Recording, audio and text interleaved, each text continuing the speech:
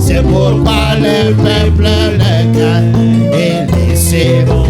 Donnez, donnez-moi. Donnez, donnez-moi. Donnez, donnez-moi. L'ancien évangile, c'est bon pour moi. Donnez, donnez-moi. L'ancien évangile, Donnez, donnez-moi. l'ancien évangile, Donnez-moi. l'ancien évangile, c'est bon pour moi. Oui, c'est les vieux bateaux de Sion. C'est les vieux bateaux de Sion. C'est les vieux bateaux de Sion. Embarqué en bas, Donnez, donnez-moi. l'ancien évangile, Alléluia. l'ancien évangile, Évangile, l'ancien évangile. c'est bon pour moi. On peut applaudir pour l'évangile. Tunaweza kushangilia jua injili. Est-ce que vous aimez l'évangile? Eti munapenda injili? Alors, comme vous êtes debout, nous allons lire l'évangile. Vile muko bwima tutasoma injili. Nous allons le lire dans le livre d'Actes des Apôtres, Tutasoma mkitabu kia Matendo la Mitume. où nous avons lu le dimanche. Mule tulisoma siku ya enga. Nous reprenons ce même texte-là, mais cette fois-ci, nous allons prendre une partie Tunabeba paka usomi ile moja, lakini hapa tutabeba sehemu moja kipande de ce texte-là. ya ile usomi. Amen. Amina. Seigneur Jésus, nous te supplions de nous parler au nom de Jésus. Amen. Amen. Acte 19, chapitre 18 à 20. Matendo la Mitume 19. Plusieurs de ceux qui avaient cru venaient confesser et déclarer ce qu'ils avaient fait. Bamingi kwa ya bale bariamini barikuya kukiri, kutubu na kutamka benye barifanya. 19. 19. Et un certain nombre de ceux qui avaient exercé les arts magiques, Na sehemu moja ya bantu bale barienda kubamba dawa, ayant apporté leurs livres, benye bakaleta mabitabu yabo, les brûlèrent devant tout le monde. bakabichoma mbele ya batu bote. On en estima la valeur à 50 000 pièces d'argent. Banasema bei yabyo ilikuwa mu 50 000 pièces d'argent. C'est ainsi que la parole du Seigneur croissait en puissance et en force. Jo vile neno la Bwana ilikuwa na komala muwezo na munguvu. C'est ainsi, j'aime la conclusion là. Jo hivi, C'est ainsi que la parole de Dieu, jo vile neno la Mungu, la parole du Seigneur, neno la Bwana croissait en puissance et en force. ilikuwa na komala muwezo na munguvu. Ça, c'est une conséquence Ile ni matokeo de ce que ces croyants-là avaient fait. ya bile bale baminifu balifaka. Ils ont nettoyé leur vie. Balisapisha maisha yabo. Que le Seigneur bénisse sa parole. Veuillez vous asseoir. Bwana bariki neno lake, mnaweza kuikala. Continuons avec notre sujet du dimanche. Tunaendelea na kishina kietu kia mwenga. Comment avoir la véritable puissance du Seigneur Jésus-Christ. Namna kanya kupata uwezo wa kweli wa Bwana Yesu Kristo. Il s'agit de la puissance de Jésus pour toute la vie. Hapa ni uwezo wa Yesu njoo maisha yote mzima. Il s'agit de la puissance de Jésus pour chaque jour. Hapa ni uwezo wa Yesu njoo masiku yote. La puissance de Jésus pour chaque heure. Uwezo wa Yesu njoo kila saa. La puissance de Jésus pour chaque minute. Uwezo wa Yesu njoo kila dakika.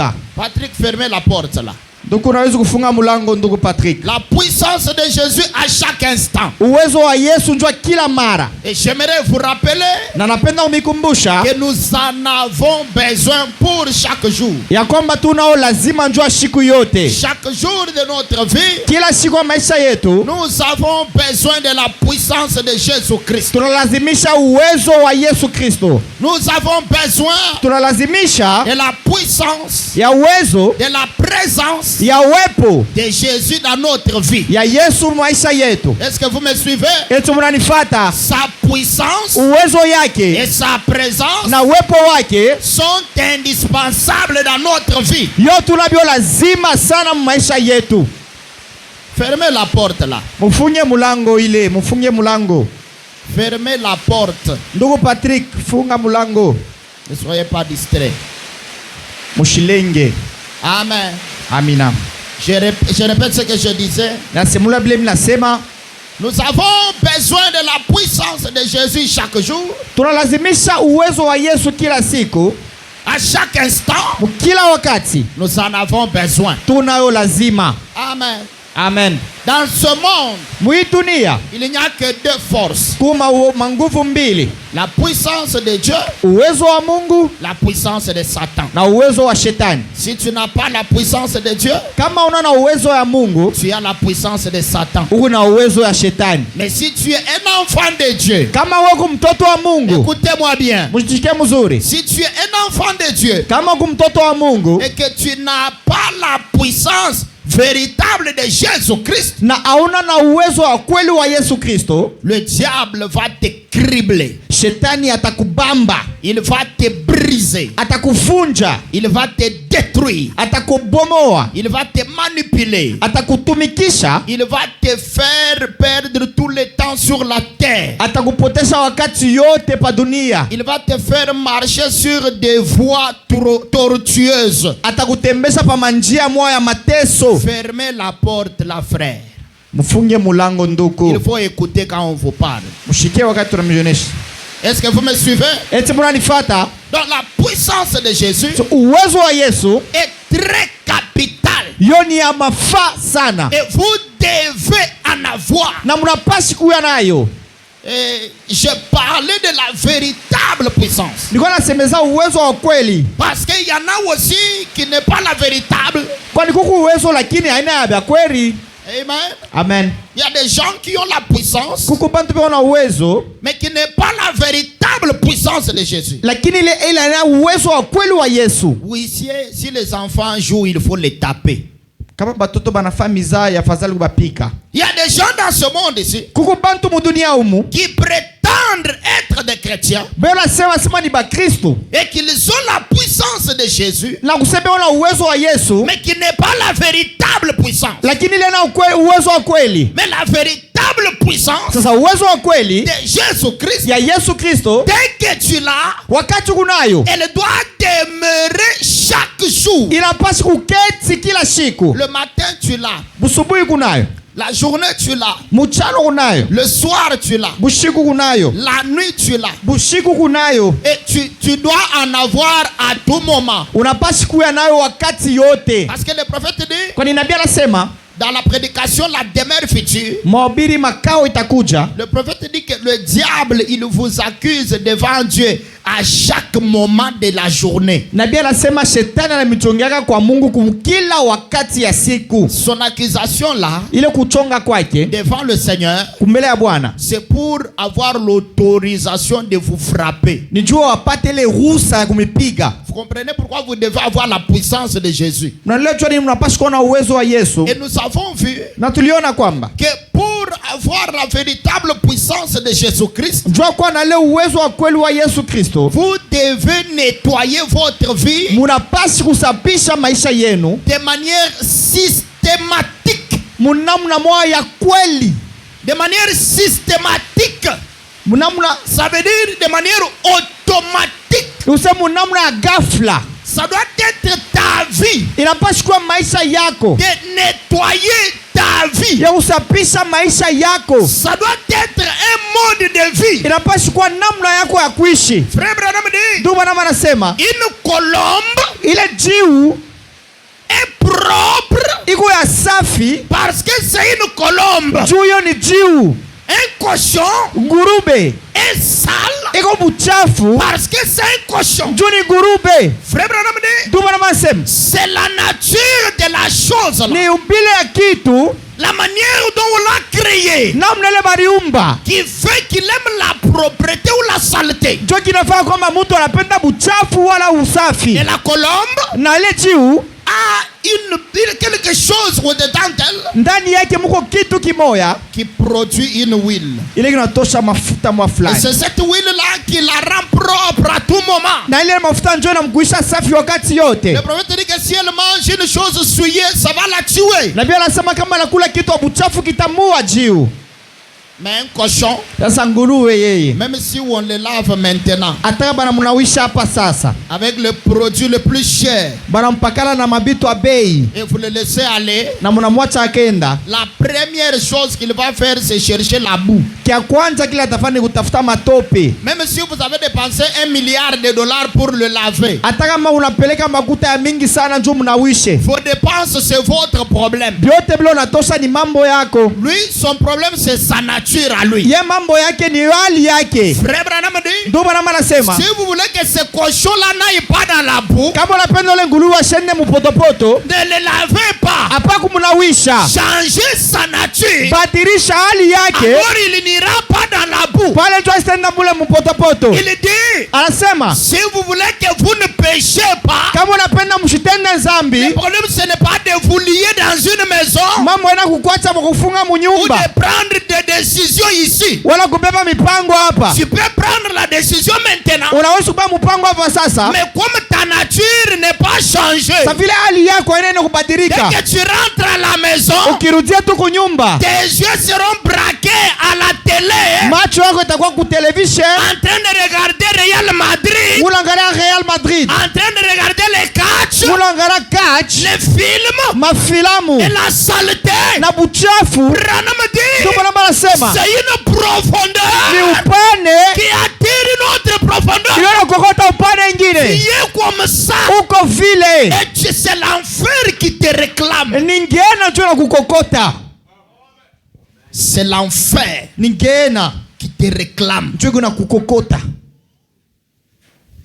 Tu ne peux pas, à l'heure de ta mort, Hawezi wakati ya kufa kwako. Frère Branham dit, à l'heure de ta mort, Ndio bwana anasema wakati ya kufa kwako Dieu, il ouvrira une brèche Mungu atafungulaka mulango moya et il te montrera là où tu seras en train d'aller. na atakoneshaka kule ukunenda.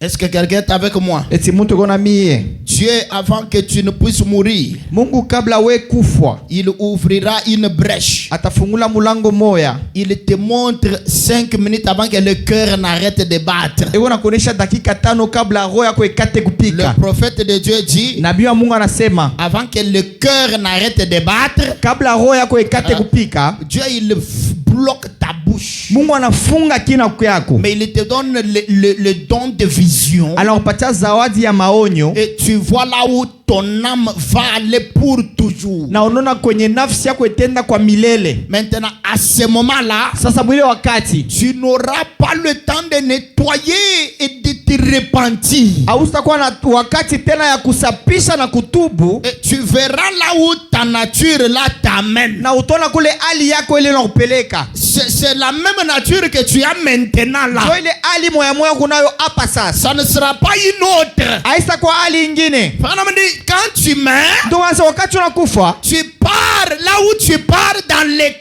dans lequel tu meurs. unakufa unaenda kule, unaenda mu hali ile kunakufia mo. Écoutez, ce n'est pas un problème que non, j'aime frère Branham. Haina mambo ya kusepela sana mpendaka ndugu Branham. Oh non, comme il est allé dans la 6e dimension, Vile arenda mu hatua ya sita et qu'on lui a dit là-bas na mu hatua ya sita balibonesha que tout ce que tu as aimé, sasa bote bale ulipenda tout ce qui t'ont aimé, na bote bale balikupenda, Dieu te les a donnés ici. Mungu anakupa hapo hapa, Parce qu'une portion du ciel t'est donnée. kwani kipande cha mbingu banakupa hicho. Ça n'a rien à voir avec ça. Vile abiangalia vile mambo, La seule preuve ile hakikisho moya tu iras dans ce ciel-là ya kwamba utenda mwile mbingu ile, et Branham t'a vu là-bas. na ndugu Branham anakona kule, C'est ta nature maintenant. ni hali yako hapa sasa.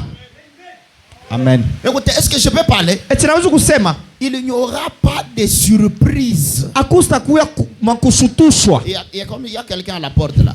il Il n'y aura pas de surprise akusta kwa makushutusha en matière d'aller au ciel ou en enfer. kwa lini ngara mambo kwenda kumbingu wala mugeena. Qui peut dire amen? Na wasema amina. Il n'y aura pas une histoire du genre. Akusta kwa mambo Mais kusema Seigneur, moi j'ai écrit le message, oui. Bwana mishi bila mini ujumbe. Mais comment je pars en enfer? Namna gani mimi nenda mugeena? Tu as écrit le message, Ndio na mini ujumbe. mais il y a problème. Peko mambo. Ces gens ici là où on a lu, Hapa batu wate tulisoma ils ont cru la parole. bali amini nini?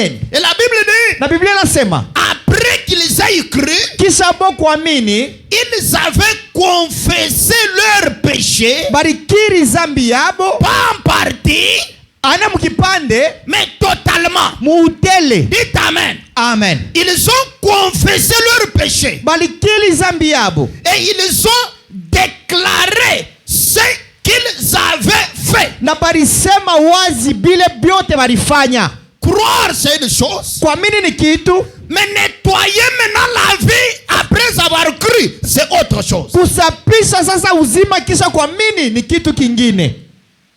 Tu peux dire je crois, Unaweza kusema mimi naamini, tu viens à l'église, unakuwa mkanisa, ça ne sauve pas. ile ayokoke.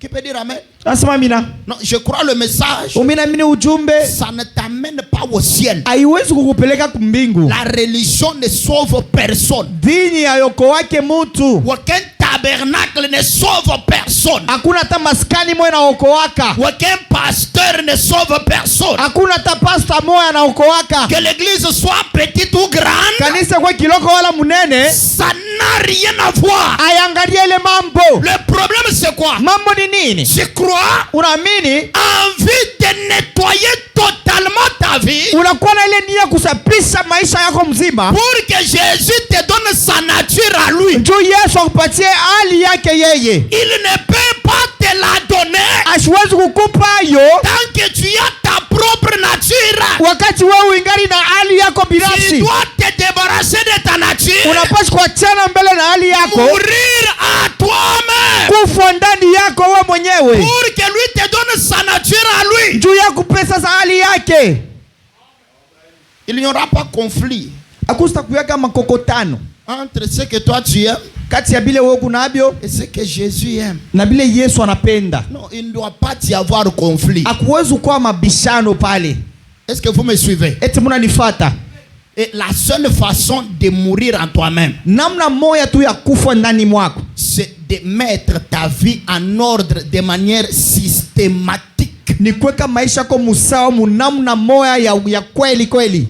Tu as péché contre quelqu'un, Ulitenda nzambi kwa mutu, tu ne vas pas devant Dieu. awende mbele ya Mungu. Oh non, j'ai péché contre lui. O Mungu, mimi natenda nzambi, Pardonne-moi. unirumieko. Et puis Dieu dit, je t'ai pardonné. Kisha Mungu anasema mimi nakulumia, C'est fini, oublie l'affaire. kunesha sabwa ile mambo. Ça, ce n'est pas la Bible que nous avons lue. Ila ina Biblia ile tulisoma. Mais tu as péché contre quelqu'un. Unatendea mtu nzambi, Tu pars voir la personne là, unamwenda ule mutu, quelle que soit son identité, aizuru njina yake ni nani, quel que soit son âge, aizuru miaka yake kuje, petit ou grand, mtoto wala mkubwa, ta mère ou ton père, baba yako wala mama yako, petit frère ou ton grand frère, muloko yako wala mkubwa wako, au village ou ici, kumukini wala huku, tu dois le voir, unapaswa kumwona qu'il soit païen ou non. Mukristu wala mpagano. Tu dois mettre ta vie en ordre envers lui. Unapaswa kuweka maisha yako musawa naye. Sinon, écoutez, Kama ina vile, le Saint-Esprit n'entrera pas en toi. Roho Mtakatifu asingiaka ndani mwako. Branham dit, Ndio maana nasema mais tu recevras un démon religieux utapata demona ya kidini qui te fait croire que tu as le Saint-Esprit. ile itakuaminisha kwamba una Roho Mtakatifu Et tu iras en enfer avec ça. na utenda mgeena pamoja nayo. C'est bien de prêcher le mystère. Ni mzuri kuhubiri masiri, Mais avant d'arriver au mystère, kabla kufika kwa masiri, Frère Branham dit dans les questions-réponses sur les sceaux, ndio maana anasema majibu na maswali pa miuri. que tant que ta vie n'a pas été nettoyée complètement, Wakati maisha yako ayasampishiwa kabisa kabisa, que Jésus ait mis sa vie en toi, na Yesu ashaweka maisha yake ndani mwako, tu ne comprendras pas les grands mystères. hausaelewaka masiri kubwa, Mais tu peux avoir les émotions des grands mystères lakini unaweza kuwa na mauchechemuko ya masiri kubwa et sympathier avec na unafurahikiwa nayo et sauter na unalukaluka quand on prêche wakati panahubiri, et casser les chaises. kuvunja bichi. Ce sont les émotions. Ile ni mauchemuko Là, pale. tu es comme un ramassis d'Égypte Ukusa mlokotio wa kwa Misri qui accompagne les enfants d'Israël qui ont été appelés par un appel divin. Unasindikiza watoto wa Israeli baliitiwa kwa mwito wa bumungu. Dans le mouvement là, Mwile makutetemeka kule. mouvement de masse. Ile banaita mouvement de masse. Tu entres aussi dans le mouvement. Unaingia we mwile namna ile. Dans le tabernacle là. Mumamaskani mule. Et tu dis aussi des grands amen. Na unasema maamina kubwa. Et tu crois être même déjà arrivé. Unaamini sema unaisha na kufika. Alors que ton cœur cache encore des secrets. Japo moyo wako ingari nafuchika masiri. J'étais en train de lire, je crois, une citation du prophète. Ndiko nasomaka nazani andiko mwa nabii. Quand on me dit qu'un chrétien n'a pas une vie secrète. Nduba nasema Mkristo asikale na maisha ya upekee. Une vie cachée. Maisha ya kufuchama. Un sœur, une vie privée. Dada maisha ya ufuchama. Que ton mari ne peut pas découvrir. Ile bwana kwa shozu vumbula. Un passé qui fait honte. Ile mambo kupita ile unafaa aya. Ça n'existe pas pour un enfant de Dieu. Aikala kegonjwa mtoto wa Mungu. Jésus est allé à la croix. Yesu alienda msalaba. Pour prendre cette honte là. Njoo kubeba ile aya. Et la seule façon qu'il accepte de la prendre. Na namna moja anachika kuibeba. C'est que toi tu l'exposes. Wewe uyeke wazi. Dès que tu l'as exposé. Ukiweke wazi. Au public. Kwa watu. Quelqu'un dit au public. Mtu asema kwa watu. Alors lui il prend ça. Sasa yeye anatubeba hayo. Et te donne sa vie. Na nakupatia uzima wake. Frère Branham dit dans la prédication ici que nous avions lu. Apocalypse chapitre 4, 3e partie, je commence par là. Paragraphe 120 ici dans la voix de Dieu, mais ici dans l'autre traduction c'est paragraphe 110. Il dit ici 110 et 111, donc je coupe la citation. Parce que nous avions déjà lu ça le dimanche. Je prends ça seulement aujourd'hui pour que ça fasse une transition.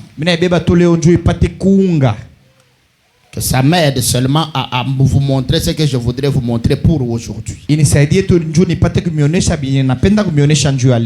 que vous êtes avec moi?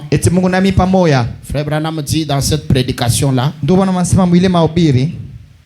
on l'appelle aussi trône. Hein? Amen. Amen. On l'appelle aussi trône. Il est dit dans cette prédication, paragraphe 110, dans l'autre traduction ici. Il dit ceci. J'aimerais que tout le monde lise ça à partir de là.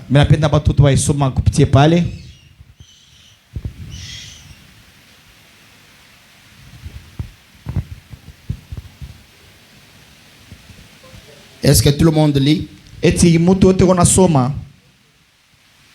que ça se fait voir là-bas où vous êtes? Vous le voyez?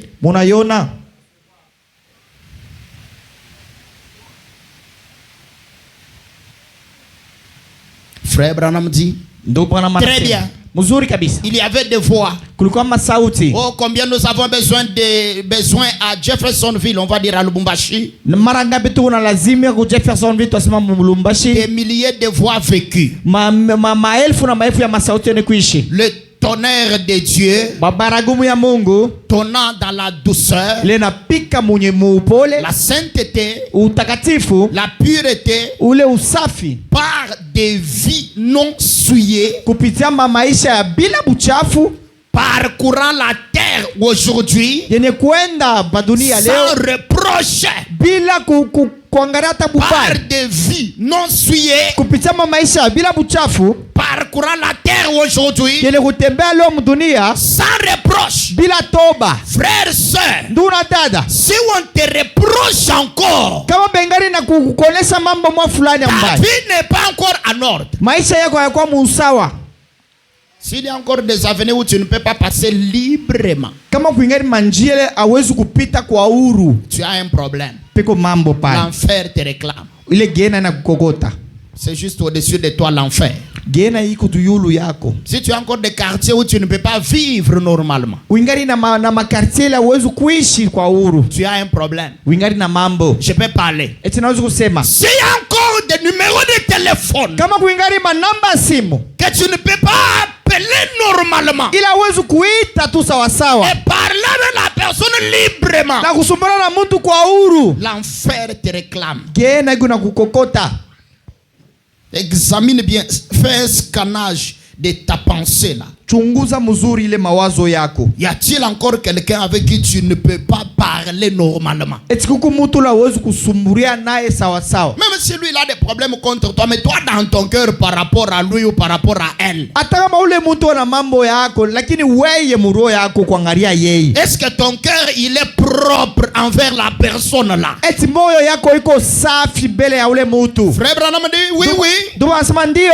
Les vrais chrétiens Wakristo wa kweli sont un tonnerre contre l'ennemi. Bwana kwani radi kwa maadui. Ici le tonnerre dont Branham parle. Hapa ile baragumbu ile mtu anasema. Ce n'est pas parce que tu as prié toute la nuit. Aina sema juu lomba usiku mzima. Ce n'est pas parce que tu es allé jeûner à la montagne. Aina sema juu rishila chakula kula mulima. Ce n'est pas parce que tu crois que tu lis et tu connais la parole. Aina sema juu naamini kwamba unasoma na yua neno. Mais c'est quoi le problème ici? Mambo hapa ni nini? Quand le diable te regarde, wakati shetani anakuangalia, il ne trouve en toi rien de lui. Ndani yako ashaone mokintu hata kimoja chake. En toi, ndani mwako. Pas d'orgueil. Amuna kiburi. Pas d'orgueil. Amuna kiburi. Tu peux t'humilier. Unaweza kurishusha. Même si on te déclare, on te taxe de quoi? Hata kama bana kusema je. Même si on te tire la barbe là comme ça. Hata bana kokota ndevu ile. Même si on te fracasse sans raison. Hata kama bana kupika bila sheria. Je conseillais les gens que je conduisais à la délivrance. Bale pande ndiko naongeza kufunguliwa ndoanza bapatia shauri. Hier, je leur disais. Jana ndiko nabaonesha. Que est-ce que tu peux considérer? Eti unaweza kuangalia mbele. Te considérer toi-même. Unaweza kuangalia wewe mwenyewe. Comme étant inférieur à la personne qui vide les fosses septiques des toilettes. Kama uko chini ya mutu la nenda kutosha mabimbo tela. Donc cette personne-là te dépasse toi en importance. Uriangalia mbele kwamba ule mutu anakupita wewe kubei. Et que toi quand tu te regardes, na wewe pale unirangalia, tu peux te comparer même à un torchon. Unaweza kuona hata pamoja na kikolopo. Un torchon, kikolopo, c'est la chose la plus inférieure sur la terre. Ndio kitu kimoja cha chini sana pa dunia hapa. Où on laisse la saleté avant d'entrer dans une maison. Pale banachaka hapa buchafu mbele kuingia mnyumba. Est-ce que tu peux considérer que tu es un torchon? Et tunaweza kuangalia sema huko kikolopo. Est-ce qu'il y a un torchon ici? Et tu kikolopo mu. C'est comme ça qu'on mesure ton niveau, ton taux d'humilité.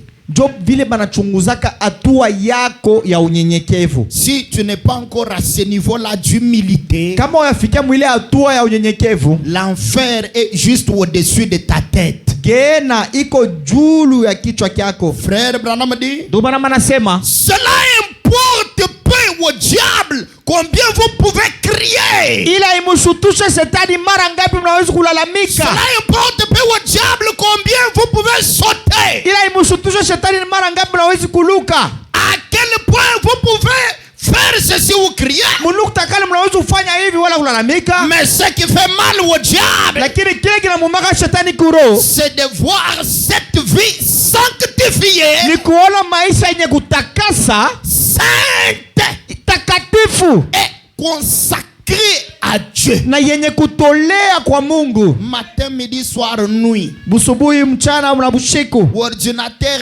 téléphone, télévision consacré à Dieu. Ordinateur, téléphone na television byote bien kutolewa kwa Mungu. Ton téléphone là, simu yako ile, est-il consacré totalement à Jésus-Christ? Eti natolewa kabisa kabisa kwa Yesu Kristo. Toutes les applications dans ton téléphone, ile application yote musimu yako, est-ce que c'est totalement dédié à Jésus? Eti yote ni ya Yesu. Tous les sites là, internet là, tous les sites yote ya pa internet, est-ce que c'est totalement consacré à Jésus? Eti yote yenye kutolewa kwa Yesu. Tout ce que tu fais dans ton téléphone, kile byote unafanya musimu yako, tous les correspondants là, bale bantu yako bakuita wale, tous les réseaux sociaux que vous avez là, pa ile mabinandao byote Mungu nabyo, est-ce que c'est totalement consacré à Jésus? Eti byote yenye kutolewa kwa Yesu. Frère Branham dit, ndio Branham anasema, dites n'importe quoi à cet homme là, mwambie ule mtu kitu yote, traitez-le de tous les noms, il restera tout aussi doux que possible et il ira de l'avant. Atabakia munyenyekevu sana na atenda mbele. Oh là là, oh là là, cela le repousse. ile inamsukuma mbali, repousse le diable. inamsukuma mbali shetani. C'est cela le tonnerre qui ébranle le diable. Njoo inakuwa radi ile kunamwangusha shetani. Il ne va pas quitter l'église. Aisatoka kanisa. Il ne va pas, elle ne va pas quitter l'église. Aisatoka mkanisa. Bon, comment on m'a parlé comme ça Dieu de la chair? Namna gani bali nisema hivi kumbela mimbali. Comment est-ce que tout le monde me critique moi seulement dans l'église là? Bantu wote banaanza kunisema mimi mukanisa mule. Je disais à une sœur hier ici. Nilikuwa naonesha dada mmoja jana hapa. Vous n'êtes pas chrétien à l'église. Hauna mkristo mkanisa. Dites amen à la parole. Sema mila kuneno. À l'église ici, kukanisa huku tout le monde est malade. Je vous ai toujours dit ça, non? Mimi naonyesha mambo yote shikote. Que à l'église ici c'est un hôpital. Ya kwamba huku kanisa ni hospital. L'église est comme un hôpital. Kanisa iko sawa hospitalo. Où nous recevons les malades spirituels. Kule tunapokea wagonjwa wa kiroho. Dites amen à la parole. Sema mila kuneno. Donc vous avez besoin de l'aide de Dieu. Ni kusema mnalazimisha msaada ya Mungu. Mais c'est dehors là. Sasa ni nje kule. Là où Dieu vous enverra des tentations, des épreuves et des achoppements. Que quelqu'un dise achoppement. Achoppement. C'est là que Dieu vérifie votre niveau spirituel. Ni kule njo kule Mungu anachunguza hali yenu na hatua yenu ya kiroho. C'est pas le diable. Aina shetani. Frère Branham dit. Ndio Branham anasema. C'est Dieu qui fait ça. Ni Mungu ndio anafanya habyo. Dieu il envoie le diable. Mungu anatuma shetani pour venir vérifier. Ndio akuya achunguze. Son enfant est arrivé à quel niveau avec Dieu? Mtoto wake anafika mwatua kani na Mungu. Si la mort frappe maintenant. Kama lufu inapika hapa sasa. Tu iras en enfer ou au ciel. Utenda mgena wala kumbingu. Dieu veut se rassurer. Mungu anapenda hakikishiwe. Il veut que tu sois achoppé. Inapendeza ukwaziwe. Dieu il envoie des situations. Anatuma mambo. Frère Branham dit. Ndio Branham anasema. Dieu peut même utiliser l'église pour ça. Mungu anaweza hata kutumikisha kanisa njua ile. Il peut utiliser même le pasteur. Anaweza kutumikisha hata pastori. La femme du pasteur. Hata bibi ya pastori. Dieu peut utiliser n'importe quoi. Mungu anaweza kutumikisha kitu chochote. Son problème à lui. Mambo ya Mungu pale. Dieu veut voir. Mungu anapenda kuona. Frère Branham dit. Ndio anasema. Quand Dieu fait ça. Wakati Mungu anafanya ile. Il t'envoie la chose là. Anakutumia kile kitu. Il envoie la chose là. Anakutumia kile kitu. Maintenant Dieu il se tient à l'écart. Sasa pale Mungu anaenda pembeni. Dans la prédication un homme appelé de Dieu. Mhubiri mtu mwenye kuitiwa na Mungu. Branham dit Dieu il se tient à l'écart. Ndio anasema Mungu anasimama pembeni pour voir. Njoo hapa aanze kuona. Il va provoquer le match de football à la télé. Anaenda kutosha match ya football ku tele. Pendant que toi tu t'es repenti pendant longtemps. Wakati ulitubu wakati ya mingi. Demandant la délivrance contre le football. Unalomba ufunguliwe kwa football. Dès que tu arrives chez un frère. Ukifikia kwa ndugu moya. Qui peut dire amen? Nanda simamina. Tu pars le visiter. Unaenda kumtembelelea. Tu arrives chez lui. Unafika kwake. Tu le trouves en train de regarder seulement l'équipe que tu aimes là. Unamkuta na ngara paka ile timu unapendaka. C'est Dieu qui a fait ça. Ni Mungu ndiye alifanya hayo. Et puis Dieu quand il fait ça, il se met à l'écart pour t'observer. Na pale Mungu anafanya ile mambo anaenda kupembeni anaanza kukuangalia. Pour voir tu vas toi faire comment. Ndio sasa wewe utafanya je? Est-ce que tu vas entrer dans la boue après être lavé? Eti utaingia mupotopoto kisha wewe kunawa? Pour montrer que tu es encore un cochon? Ndio kuonesha sasa uingari ngulube. Ou bien tu vas faire comme une colombe? Wala utafanya kama njiu. Pour dire au revoir aux frères? Ndio kusema ndugu bayo. Parce que l'atmosphère ne te permet pas de communier avec lui. Kwani dalili ya kuruhusu kushiriki naye. Toutes les personnes que vous rencontrez mal habillées là en cours de route. Pale watu wote mnakutana penye kuvala mubaya barabara. Ce n'est pas le diable. Aina shetani. C'est Dieu qui le fait passer devant toi. Ni Mungu ndiye anapitisha mbele yako. Pour voir ta réaction. Njoo kuona matokeo yako. Y a-t-il encore convoitise ou pas? Kuingari kutamania wala pana. C'est Dieu qui fait ça. Ni Mungu ndiye anafanya hayo. Il faut pas écouter.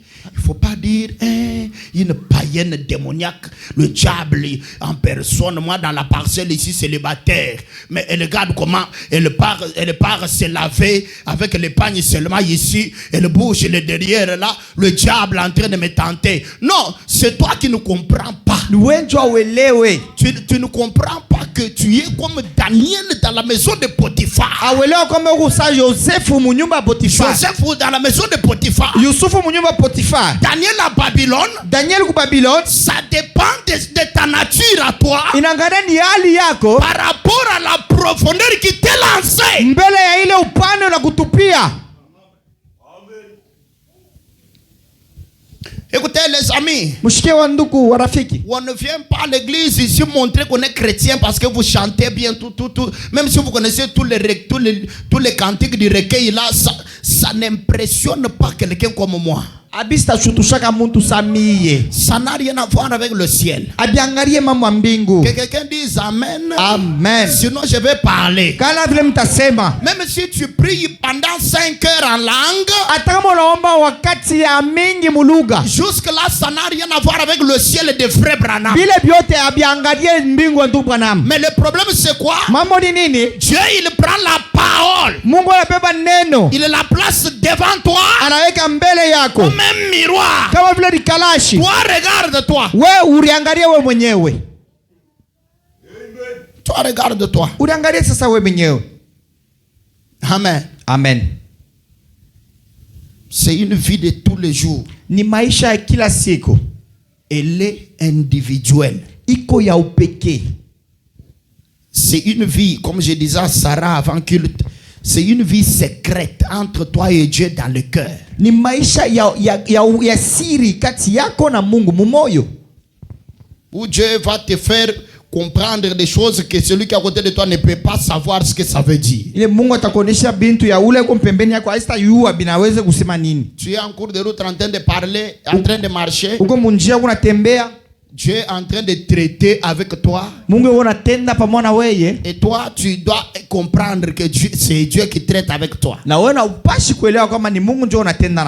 que le diable, il est vraiment au service de Jésus. C'est pour ça que Jésus l'a toujours vaincu. Maintenant, ça ne veut pas dire que tu ne peux pas commettre une erreur.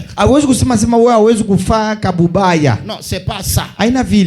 Mais ça veut dire que tu as d'abord, quand tu as cru, tu as mis toute ta vie au propre quand tu as cru. Et que tu as reçu le baptême du Saint-Esprit. Qui peut dire amen? Maintenant, à partir de ce moment-là, si tu commets une erreur, Dieu va te fouetter de la bonne manière. Dieu, il va te châtier. Il va te mettre mal à l'aise. Dieu, il va te taper. Il te met en prison pour te prouver que tu n'es pas comme tout le monde. Tu es mon enfant en route pour le ciel. Est-ce que je peux parler? Comment tu peux savoir que tu es déjà sauvé? C'est lorsque tu commets une erreur et que Dieu te frappe pour ça. Amen. Tu regardes le football. Alors que tu as déjà mis ta vie en ordre avec Dieu et que tu es sauvé, après avoir regardé ton football là, fouet vient. Que quelqu'un dise fouet. Mais si après avoir regardé ton football là,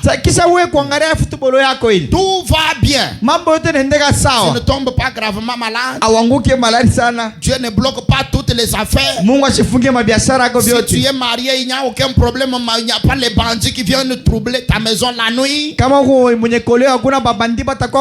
Si tu as les affaires, on ne vient pas voler le capital. Ça veut tout simplement dire que toi tu es à l'église là pour accompagner ceux qui sont déjà sauvés. Et que tu es en route vers l'enfer. C'est pour ça que Dieu ne peut pas te fouetter parce que tu n'es pas son enfant.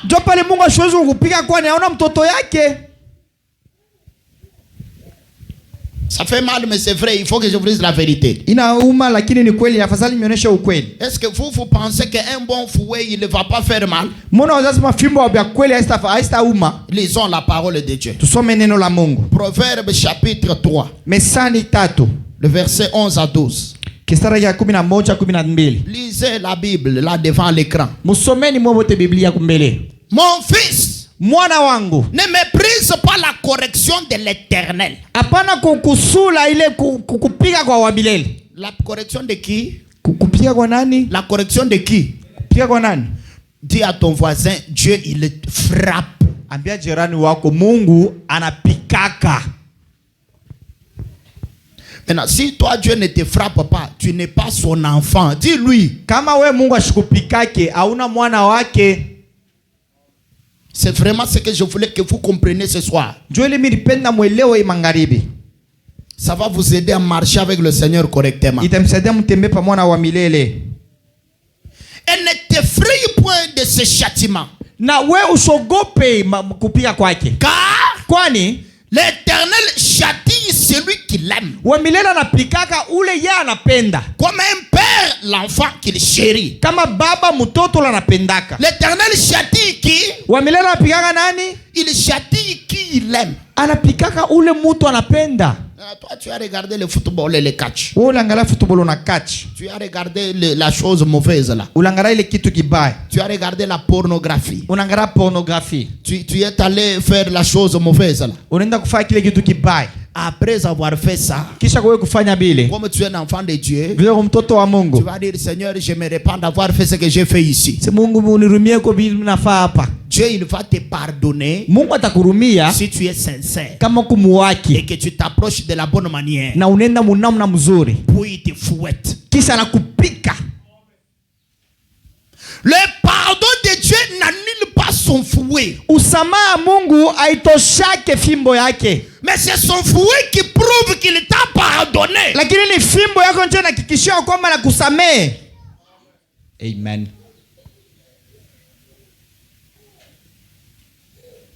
Dans la prédication ce jour-là sur le calvaire, Saint Branham, le prophète de Dieu, dit ceci. Paragraphe 89. J'espère que ceci vous aide à vous positionner. C'est ça que le tabernacle, c'est ça que tous les gens doivent faire. Il faut trouver ce que vous êtes. Il faut trouver ce que vous êtes. Je le répète, il faut trouver ce que vous êtes. Ici, je ne parle pas d'être Kasonga, d'être Mutombo ou bien Kajima. Non, je ne parle pas d'être Numbi, d'être Chibuabo. Non, ici, être ce que vous êtes, ce n'est pas être mécanicien, être chauffeur. Et que peut dire amen? Dites amen. Ici, il s'agit de savoir, quand Dieu t'a amené ici, c'est pour faire quoi? Dans le corps de Christ, il n'y a pas de chemin. Vous me laissez conduire le cantique alors que vous savez le faire. Vous pouvez le faire, c'est un problème seulement de réunir le courage. Et même une sœur peut faire ça. Seulement là-bas où tu es, tu conduis le cantique. Tu peux enseigner les enfants le kodim. Tu peux faire le huissier frère. Tu peux faire l'administration. Tu peux interpréter. Tu peux être même un concierge, celui qui veille sur les biens de l'église. C'est un travail important. Tu peux apprendre un instrument. Frère Branham dit, écoutez, lisez. Il dit quoi? C'est ça que le tabernacle, c'est ça que tous les gens doivent faire. Doivent faire. C'est obligatoire. Tu dois commencer par là. Seigneur, je suis ici pour faire quoi? Tu dois savoir ça.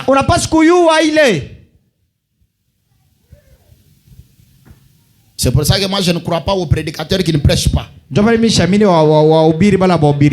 Un prédicateur, il doit prêcher.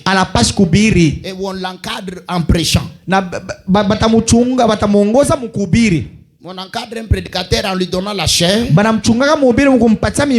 pour qu'il voie comment il prêche. Et on corrige là où ça ne va pas. C'est ça l'encadrement. Si on est sûr qu'il a une bonne vie chrétienne, qui peut dire amen? S'il n'est pas appelé à prêcher, lui-même il fuira la chair. Il faut trouver ce que vous êtes. Et quel est le but? L'église. Il ne s'agit pas d'aller à l'église. Rien que pour jouer de la musique, chanter des cantiques. L'église est un lieu de correction. L'église est un lieu de correction. L'église est un lieu de quoi? Est un lieu de correction. Le jugement commence par la maison de Dieu. Amen. Amen. Ah.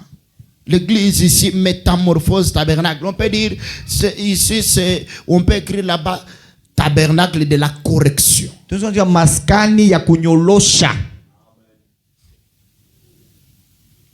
Qui croit frère Branham? C'est pour ça que tu ne peux pas te fâcher parce que le pasteur te parle toi durement. Ou un frère ou une sœur t'a critiqué.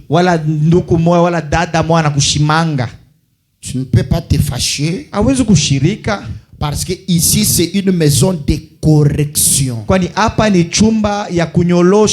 Tout le monde se corrige. Dis t'amène bien. Il n'y a pas de patron ici. Le boss ici c'est le Seigneur Jésus. Et il a placé le pasteur comme la tête. Écoutez, vous êtes tous mes enfants. Dites amen. Même si tu as quel âge, Dieu n'a pas d'âge. Vous êtes tous mes enfants. Vous devez accepter la correction comme elle vient là. Même si elle ne te plaît pas, l'église, c'est la maison de correction de Dieu. Parce que si Dieu ne te corrige pas, tu n'es pas son enfant. Alors quand frère Branham me dit, si toi tu fais mal et que tout va bien, viens à l'autel pour réclamer miséricorde parce que tu es en train d'aller en enfer.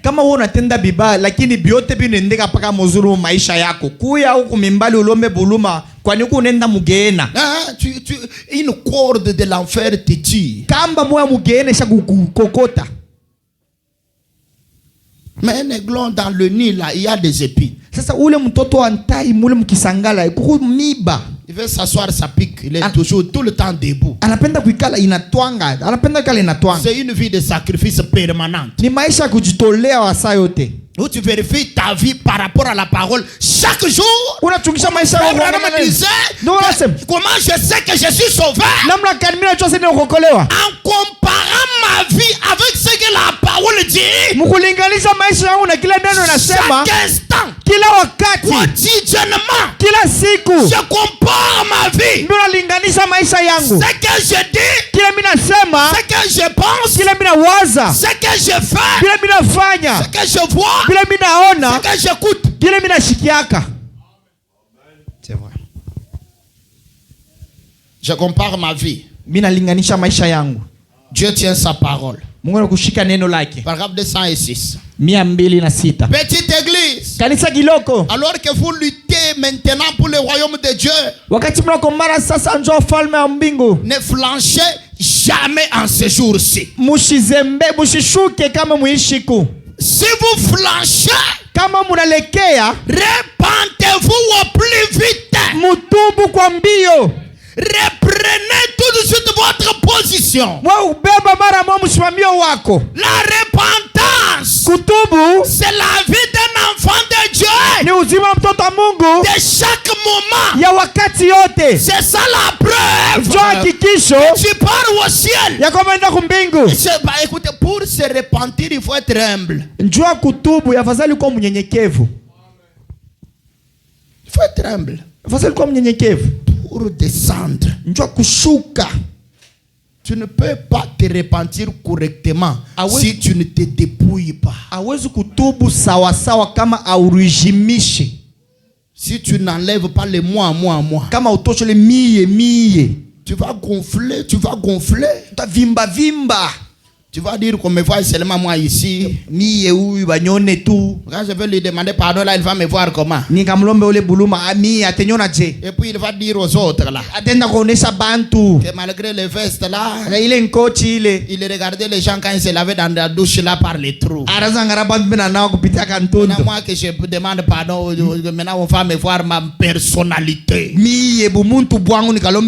Ta personnalité t'amène en enfer. Et retiens bien ça. Il n'y a pas d'autre moyen pour le Jésus de Branham de te pardonner.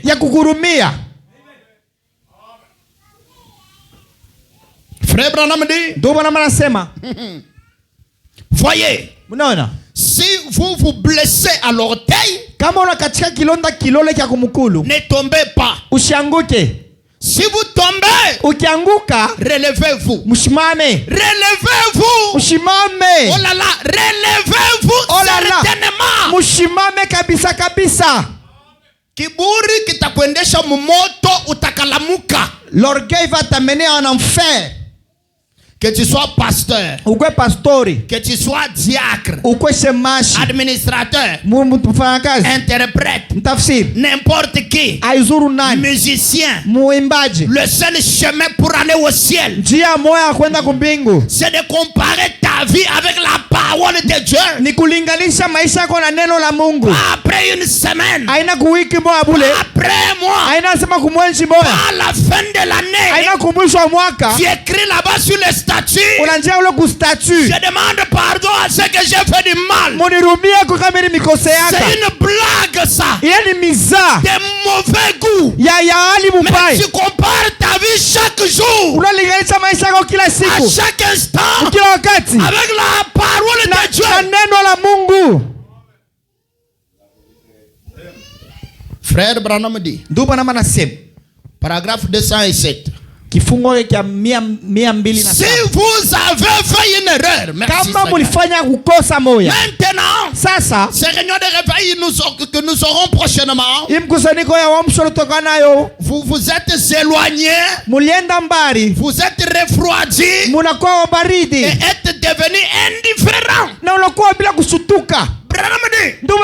Réveillez-vous. Prenez votre Bible. Allez dans le champ des pommiers quelque part. Allez à la montagne. Venez à l'église. Retirez-vous quelque part. Et dites, oh Dieu, mais voici maintenant, je suis désolé de cette chose-là. Si tu l'as fait contre quelqu'un, tu commences par voir la personne avant d'aller voir Dieu. Ça n'a rien à voir avec les miracles qu'on fait. Notre pasteur, son ombre chasse les démons. Rien à voir avec le ciel. Est-ce que je peux parler? Dans cet âge, il n'y a personne qui soit spirituel de plus que Branham. Il a incarné la divinité totalement. La colonne de feu incarnée dans son cœur. Mais cet homme-là, un petit mensonge, Dieu l'a amené à la montagne. Et avant d'aller à la montagne, il est allé voir la personne à qui il avait dit mensonge. C'est la seule fois c'est comparer ta vie avec la parole, ce que tu dis avec la parole, ce que le téléphone fait avec la parole. Le trône du jugement doit être en alerte à tout moment. Comme on a vu ici avec la conscience. Ta conscience doit agir comme un teco. Ça doit agir comme un trône de jugement, un tribunal permanent. Éveillé. En train de vérifier tout ce que tu fais là. Au regard de la parole, le message. Ce n'est pas ce que vous parlez. Vous parlez trop. Ne sautez pas plus que vos paroles. Ne sautez pas plus que votre vie. Parce que vos pensées crient très fort devant Dieu, de plus que les paroles que vous sortez. Écoutez ce que je peux parler. Ce qui va vous aider, ce n'est pas le nombre de cris que je vais sortir. La connaissance qui sort ici. Mais il faut que la vie que je vous prêche là soit à moi. C'est la seule chose qui peut entrer en vous. Si Jésus, son message a changé pied, et tous les disciples, c'est parce que Jésus était la parole. Il était la vie même de Dieu. C'est cette vie-là qui a changé l'humanité. C'est pas la connaissance. C'est pas l'onction. C'est pas les mouvements, les bruits. Mais le problème c'est quoi? Frère Branham dit, derrière la chair aujourd'hui, la vraie vie de la parole n'est pas là. Les pasteurs eux-mêmes sont dans l'escroquerie. Eux-mêmes ils sont dans la vie des femmes. Ils sont plongés dans la pornographie dans leur chambre à coucher avec leurs femmes. Et puis ils disent que la grâce du message nous garde. De toutes les façons, l'onction est là quand je prêche. Cher pasteur, ce qui va changer les gens là, ce n'est pas une onction superficielle. La vie de Jésus qui était dans Branham doit être en toi pour entrer dans les croyants. Parce que la vie va d'une personne à une autre. Quelqu'un dit amen. Je dois, voilà pourquoi frère Branham dit, Jésus disait, Père, Baba, je me sanctifie pour eux. Je me garde pur pour que eux aussi deviennent purs. Si moi Jésus, je ne suis pas pur, eux ne deviendront pas purs. Branham dit, pasteur, sanctifiez-vous pour vos églises. C'est vrai. Vous devez surveiller la vie du pasteur.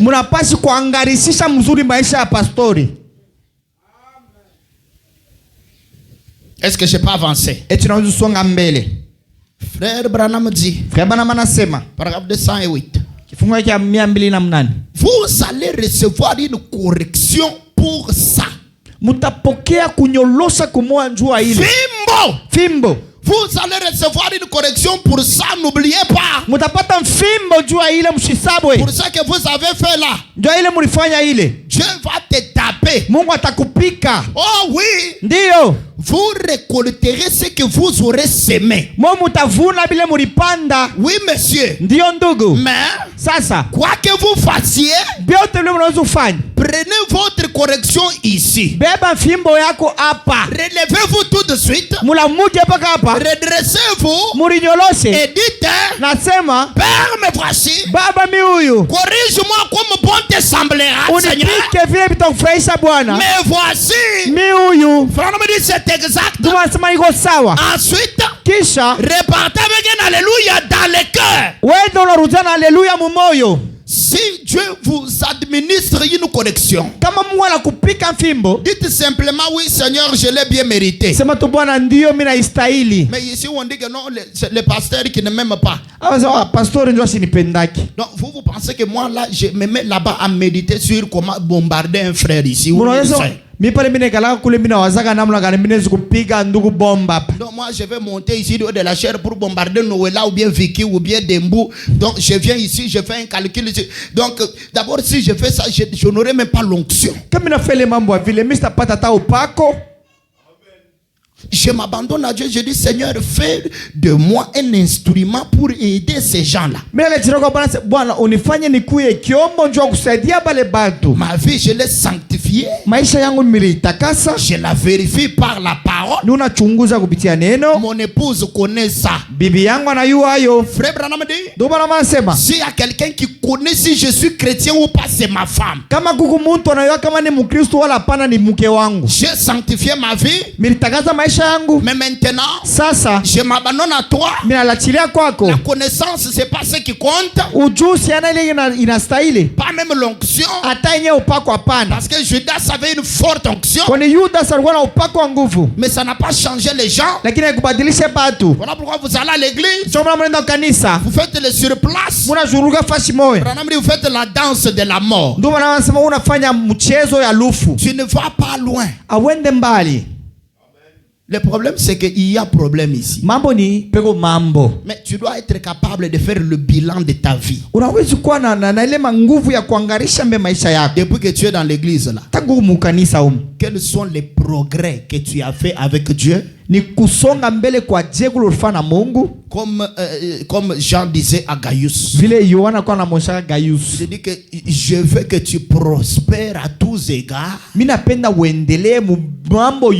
comme prospère l'état de ton âme. L'âme doit progresser d'abord avant que les autres choses ne progressent. Le christianisme commence par le progrès de l'âme. Tu dois être capable de vérifier si la vie de Christ est dans l'église ou pas. Frère Branham dit, alors vous allez dire, si Dieu vous administre une correction, dites simplement oui Seigneur, je l'ai bien mérité. Continuez simplement à avancer. Dieu vous mènera au bon port. Ce sera terminé un de ces jours. Hébreux chapitre 6, deuxième partie. Paragraphe 454, je termine par cet hébreu ici. Après, je lis une version prix. Frère Branham dit, souvenez-vous, si vous ne vous pliez pas à la correction après que vous avez commis une faute en tant que chrétien,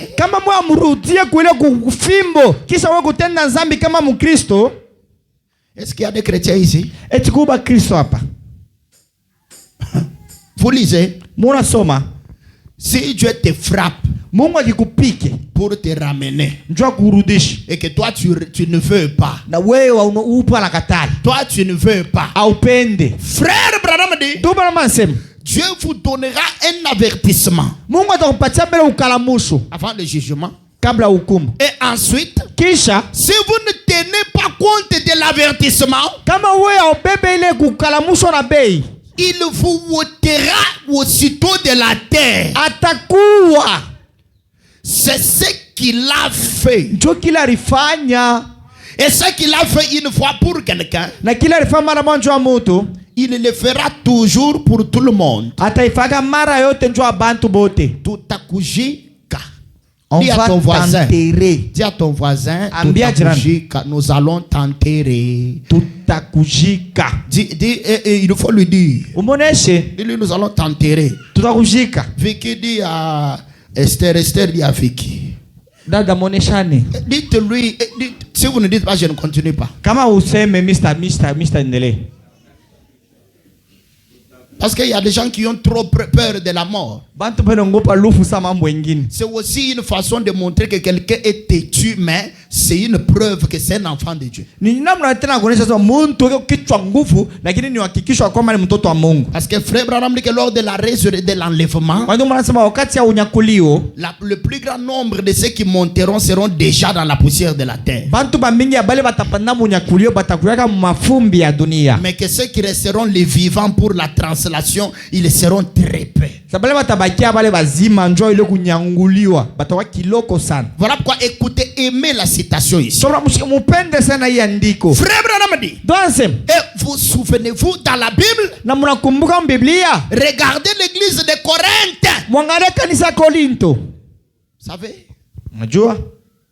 j'aime beaucoup ça. Parce que moi, Dieu m'a enseigné ça en 2013. J'ai fait beaucoup d'expériences avec Dieu entre 2011 et 2013.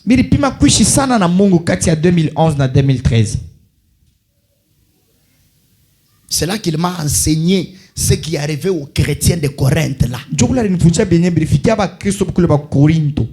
Les fouets qu'ils recevaient. Allez-y lire le livre de Corinthe. Ils étaient sauvés. Et ils avaient le Saint-Esprit. Qui peut dire amen? Mais ils vivaient mal. Pourquoi ils enterraient beaucoup. Et qu'il y avait beaucoup des infirmes parmi eux. Comme fouets de Dieu. Beaucoup étaient bloqués, faisaient des surplaces. Et leur vie n'allait pas nulle part. Ils étaient des bébés spirituels. Et comme frère Branham le dit dans les questions-réponses de 1959, que là au ciel il y a des rangs. Il y a aussi un endroit où les bébés spirituels seront. Ils sont sauvés, mais comme Dieu va les tuer parce qu'ils sont têtus, avant de grandir et d'atteindre le sommet de la stature d'un homme parfait, alors ils vont être au ciel là, dans le quartier des bébés. Avec des privilèges des bébés. Frère Branham dit, il leur avait dit qu'ils étaient positionnés en Christ. Mais il les avait avertis de ce qu'il allait arriver. Et ils s'étaient corrigés. Et s'étaient mis en ordre vis-à-vis de Dieu. Il parle d'un homme appelé Ramsey. Paragraphe 474. Ainsi, Ramsey a sauté dans la voiture de Jimmy. Et a traversé la rivière. Il est revenu un peu surexcité. Avec une caisse de bière. Et il en buvait. Il était déjà un prédicateur sauvé. Qui buvait l'alcool. J'aimerais vraiment parler ici. Oh non, le prédicateur il est tombé avec une femme. Mais malgré qu'il est tombé avec la femme là, il continue quand même à prêcher et à vivre sur la terre des années, des années.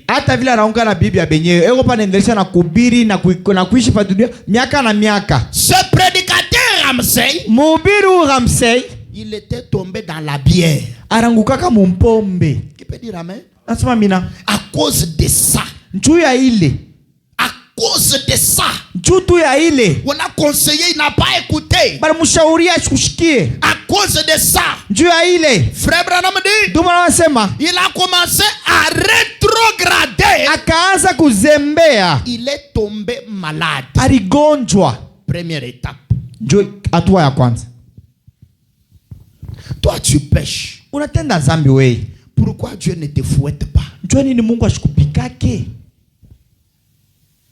La réponse c'est que tu n'as jamais été sauvé.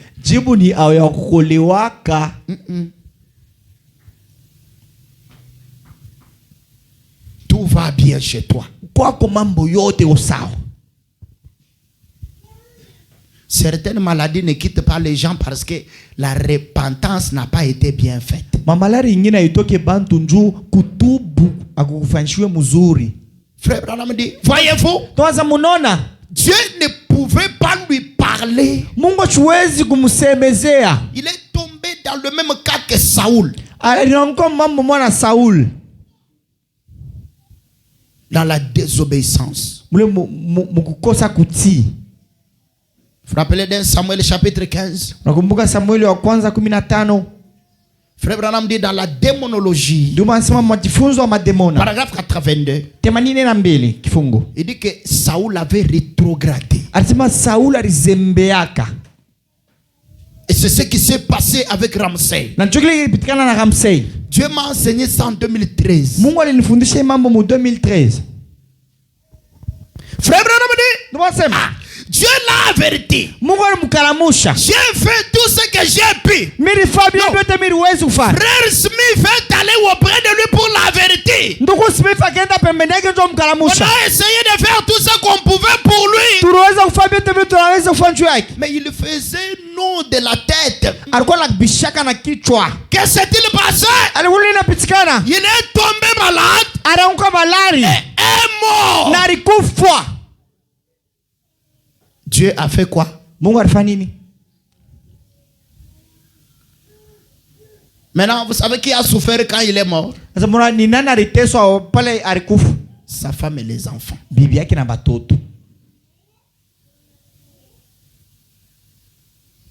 Il faut à un moment donné avoir pitié de vos familles. Frère Branham dit, cela montrait qu'il était sauvé. Qu'est-ce qui montrait qu'il était sauvé? Les fouets. Mais maintenant, vous faites les choses là.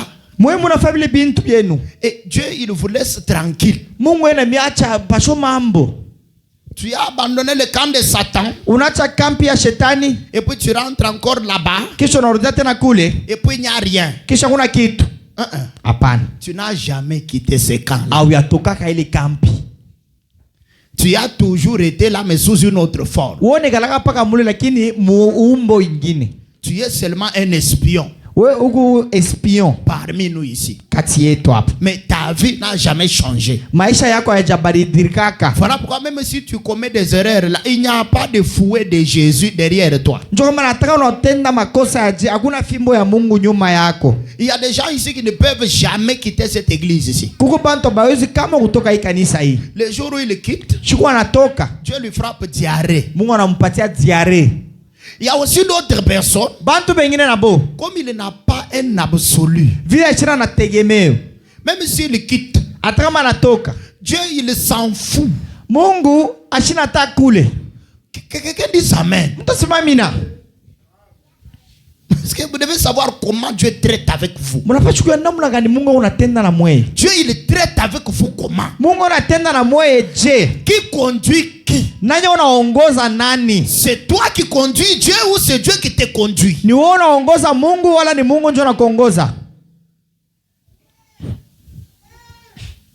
Frère Branham dit, oh là là. Je suis en train de vous faire lire mon expérience de 2013.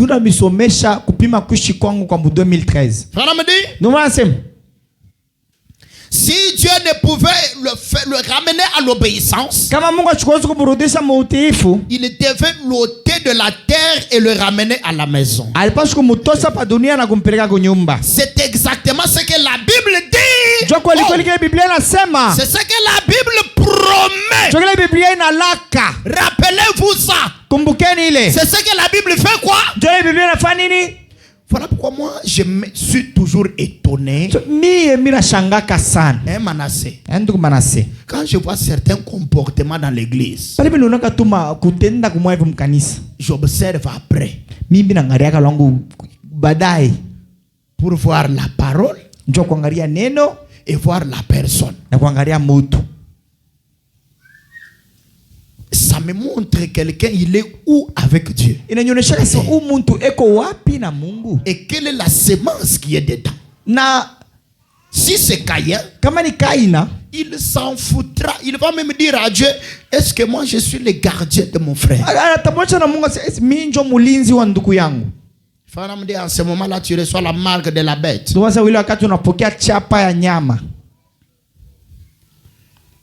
Oh là là. Si vous ne supportez pas la correction, vous devrez rentrer à la maison.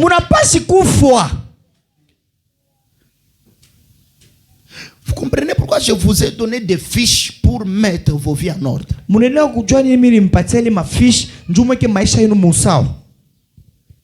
Mais beaucoup de gens n'aiment pas Dieu. Ils disent, ils pensent qu'ils aiment Dieu, mais ils ne l'aiment pas. Est-ce que je peux parler?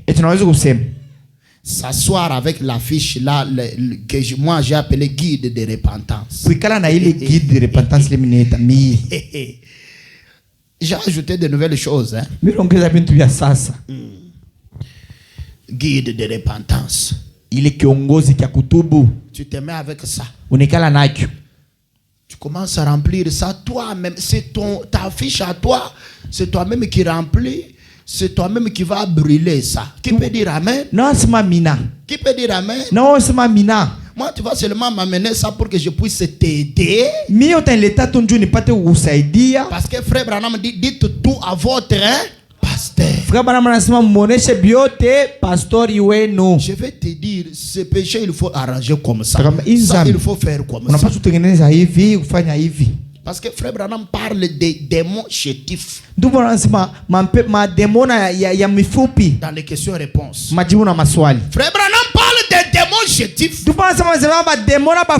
Où tu verras seulement loin. Mais il est en bas là. Il t'a déjà collé. Branham dit il te gardera là.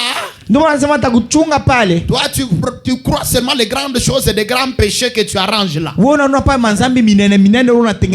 si vous voulez, je vais vous donner la citation. Il te gardera dans cette position jusqu'à ce que tu meurs et il t'amène en enfer. On me dit que ça va être une surprise, une déception.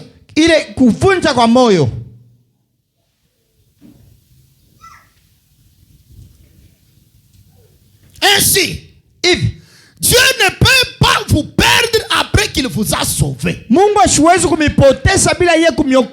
il peut abréger vos jours ici. Et vous faire payer pour chaque péché que vous avez commis. Dieu, il va te faire payer. Avant de regarder la pornographie, rappelle-toi du fouet qui va suivre après que tu aies regardé. S'il n'y en a pas le fouet là, tu es en route vers l'enfer. Il t'amène à la parole.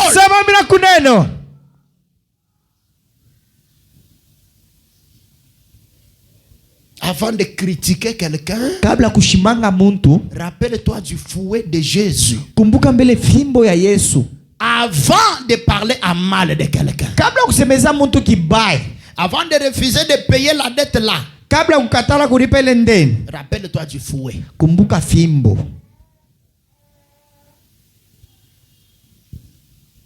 Rappelle-toi du fouet. Avant de dire à cette fille-là, je t'aime sur Facebook,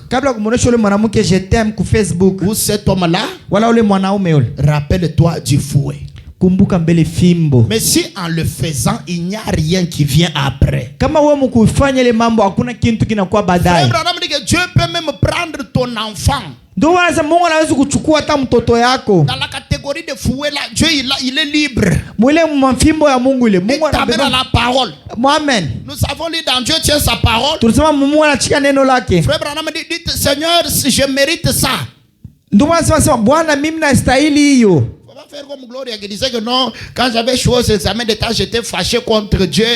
J'étais fâché contre Dieu. Vous comprenez ça?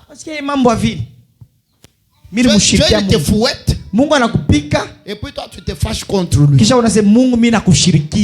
Je voulais vous lire un passage dans le livre de Lévitique là. Mais faute de temps, j'ai dit je ne lis pas ça. C'est terrible. Où Dieu dit, je vais vous fouetter. Et si vous n'écoutez pas, je vais faire ce fouet là fois 7. Il dit si vous n'écoutez toujours pas, j'ajoute encore fois 7.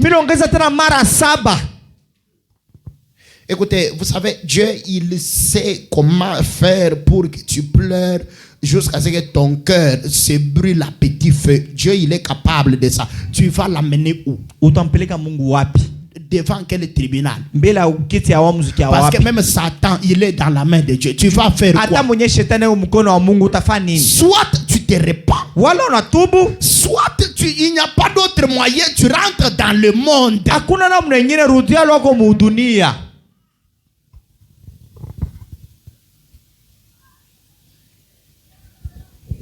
Je vous présente le christianisme de la croix. L'évangile sans gants.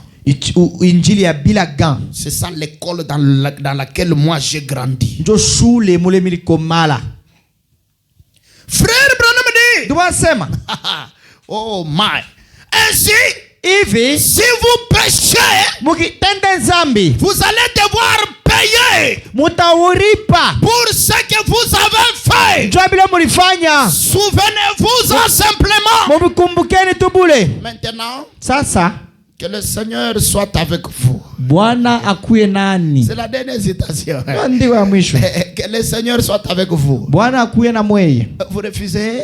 Je suis mauvais, je suis méchant. Est-ce que je suis méchant? Que le Seigneur soit avec vous. Quand tu vas convoiter cette femme, quand tu vas la convoiter, rappelle-toi du fouet. On a dit que le Seigneur soit avec vous. Et dites Amen. Amen. Je crois ce soir que frère Ramsey était sauvé. Je le crois absolument. Comment il croyait qu'il était sauvé?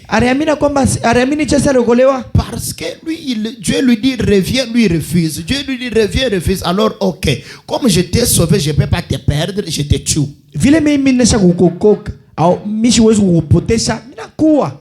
Amen. Amen. Angalia tu ule mtoto ule Mungu amuonjua kichwa kwa nguvu ubia juu ya nzambi ya bwanako utashikaje muro? Mungu wao mtoto wako njoo bwanako anatenda mbaya wala wei.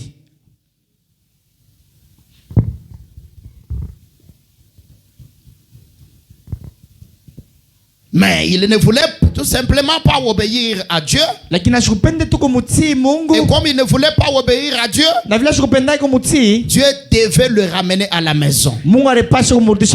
C'est tout ce qu'il y avait à faire. Parce que qu'arriverait-il?